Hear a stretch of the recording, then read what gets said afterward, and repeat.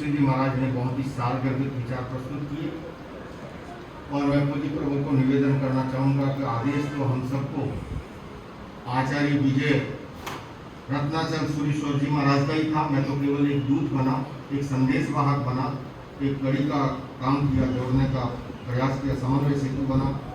आपकी कुछ मर्यादाएं हैं, दूरपास पे आप बात नहीं करते हैं। मेरे पास ये सुविधा थी और आप लोगों से संबंध और ये आपका प्यार है कि कहाँ ग्रेटर नोएडा इस मूसलाधार बारिश के अंदर है ना, यहाँ पर आना, आज पास से भी आने में कईयों ने आलस कर दिया होगा, आप बारिश है कहाँ जाएंगे, यहीं बैठ के पकौड़े खाते हैं ना।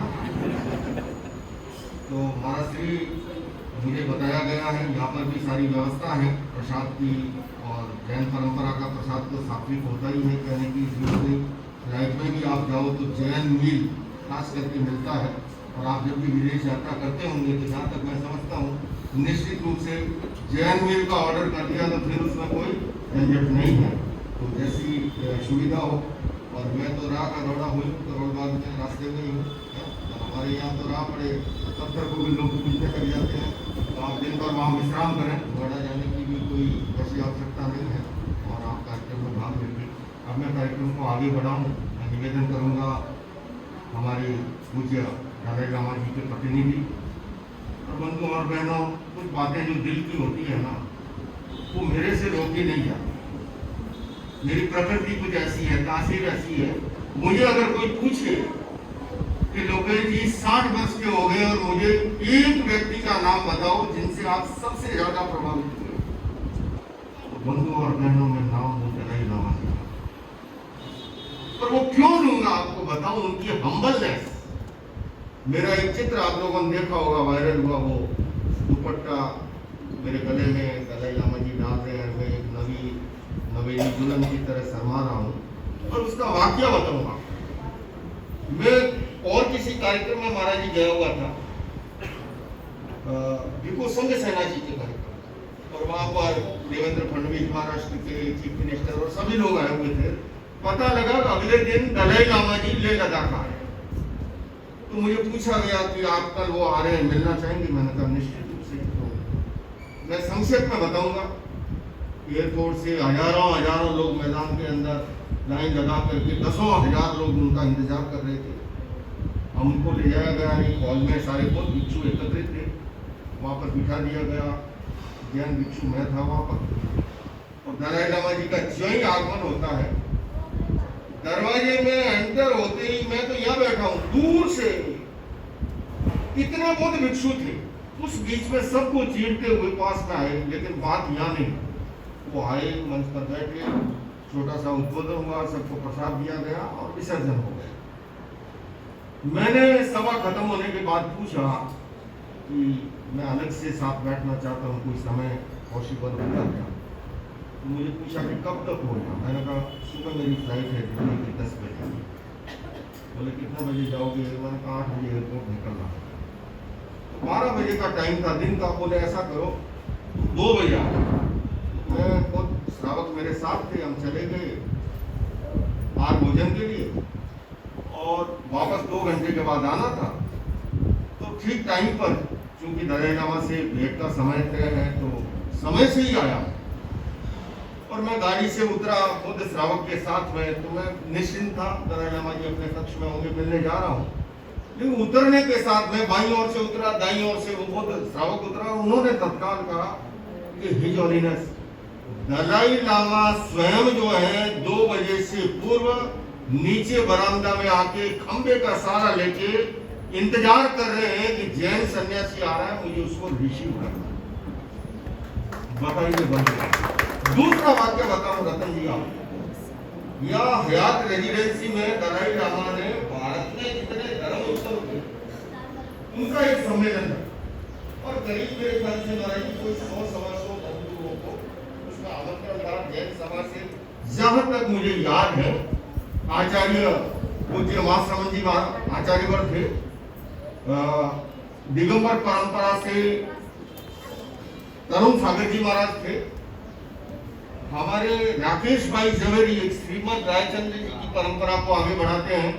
परसों ही प्रधानमंत्री जी का वीडियो कॉन्फ्रेंस से कार्यक्रम था उनके साथ में, वो थे, और हमारी ज्ञानमती माता जी के प्रतिनिधि भट्टारक रविंद्र कीर्ति जी थे, और एक LD इंस्टीट्यूट से जीतूबाई, परमजीत सिंह चंडोक जी सिख धर्म का प्रतिनिधित्व करते हमारे बीच में आ गए हैं। तो मैं आपको बात बता रहा था, उस सम्मेलन में जब मैं भाग लेने गया, बंधु और बहनों ध्यान से सुनना, श्री संघ जैन भंडार के श्रावकों से उपस्थित सभी समुदाय से खास मैं ध्यान आकर्षण कर रहा हूं कि रतन जी, जब हम हयात रेजिडेंसी में पहुंचते हैं कार्यक्रम में भाग लेने के लिए, उस होटल के गेट पर दलाई लामा स्वयं खड़ा है।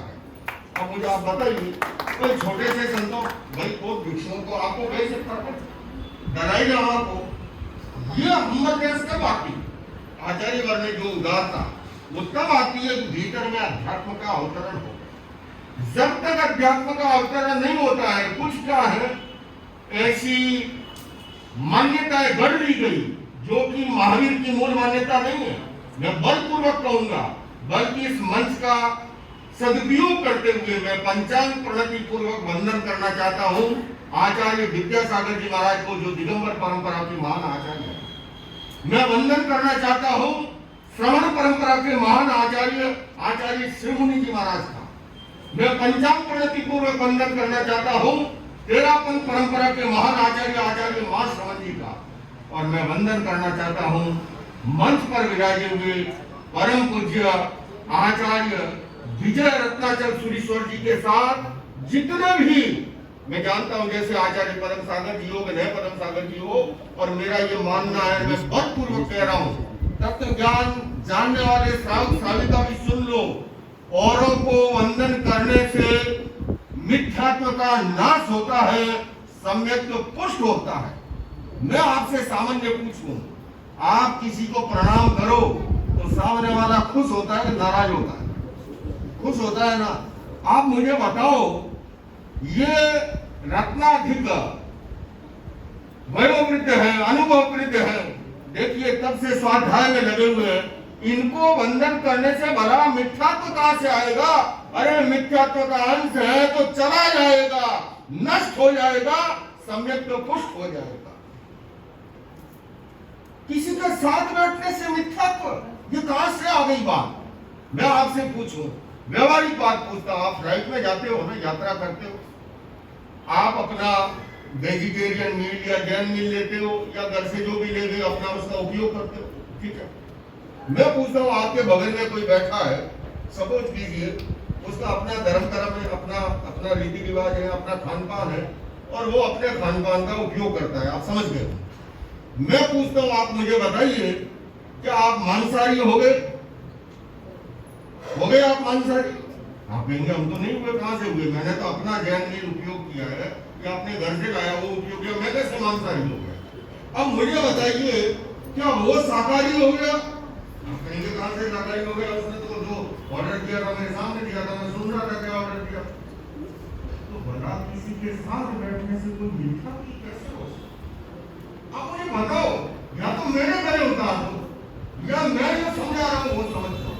बंधुओं और बहनों, केवल अगर मैं इस मिथ्यात्व की अवधारणा को आचार्य और बड़ी विनम्रता से निवेदन करूं, केवल अपनी दुकान, जैसे कहता ना गलत, मेरी दुकान में माल बढ़ गया है, इसके सिवाय कोई सार की बात नहीं है। लेकिन इसके कारण से जो नुकसान हुआ है, जैन समाज सबसे ज्यादा रेवेन्यू चुकाने वाला समाज, सबसे ज्यादा पीसफुल समाज है। 1 लाख की जन्मदिनी का भी अगर जुलूस हो तो किसी पिस्तौलधारी की नहीं, डंडाधारी पुलिस की भी जरूरत नहीं रहती है, इतना डिसिप्लिन में रहने वाला समाज। जो समाज लोक कल्याणकारी कामों में आगे रहता है, किंतु सब कुछ होने के बावजूद भी राष्ट्रीय क्षितिज पर जो मूल्यांकन होना चाहिए वो नहीं हो पाता है। और वो क्यों नहीं हो पाता है? क्योंकि हमारी ताकत बंट गई।